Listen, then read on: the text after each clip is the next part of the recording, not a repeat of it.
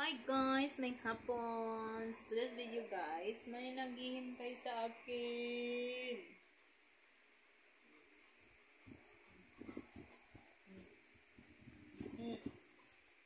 Sino yan?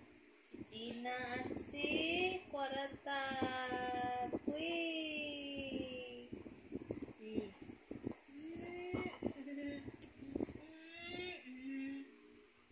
So, inintay nila ako guys kasi nandito pa ako sa higaan. Tamad akong bumangon. So, time check is what time na?